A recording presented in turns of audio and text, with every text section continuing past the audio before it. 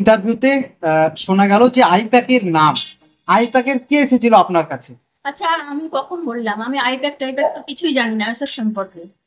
কে এসব উল্টো পাল্টা ছড়াচ্ছে? আমরা তো বেশ কিছু চ্যানেলে দেখলাম, মিডিয়া। না, ওনারা আমাকে বিভ্রান্ত করেছেন। আমি শুধু সাংবাদিককে জানিয়েছিলাম বিষয়টা, যে আমার জীবনের সঙ্গে আপনি যা একটা বলেছেন, তথ্য তুলে ধরেছেন, তা সেটার সঙ্গে আমার জীবনে মিলে গেছে। তারপরে সাংবাদিকরা যা ভালো মনে করেছে তাই। আচ্ছা, আপনাকে আরো একটা প্রশ্ন, যোগাযোগ আপনি আগে সাংবাদিকদের সঙ্গে করেছিলেন না সাংবাদিকরা আপনার সঙ্গে? আমি সাংবাদিকের সঙ্গে আগে যোগাযোগ করেছিলাম। কার সঙ্গে? দীপক ব্যাপারী বলে। আচ্ছা, তারপর? তারপরে দীপক ব্যাপারী বলেন যে তুমি আইনের শরণাপন্ন হও, আচ্ছা, আইনের প্রোটেকশনটা নাও।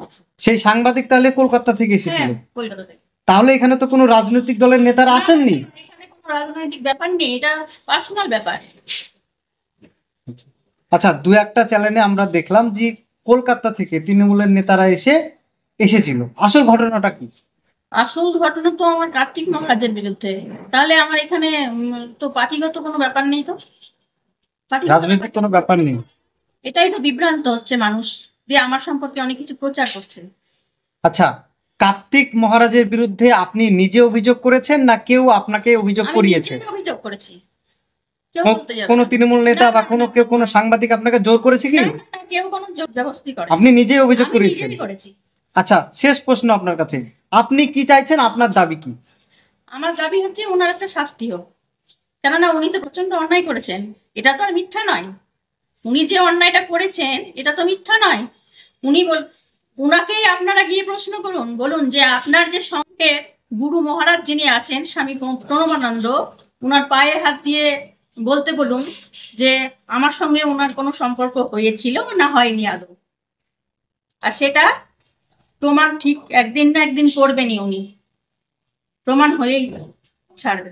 আচ্ছা, আমরা বিভিন্ন চ্যানেলে মিথ্যা নয়, এটা আমি সবাইকেই বলবো, যেখানে যা মিডিয়া আছে বা যত মানুষজন আছে, জনসাধারণ আছে, এটা যে ঘটনা ঘটেছিল এটা সত্য, এটা ওনাকে জিজ্ঞাসা করবেন গিয়ে, আপনারা প্রশ্ন করুন।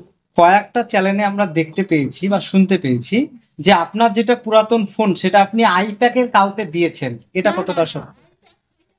চিনা জানি না, কোনো পার্টির লোককেও আমি চিনি না, জানি না।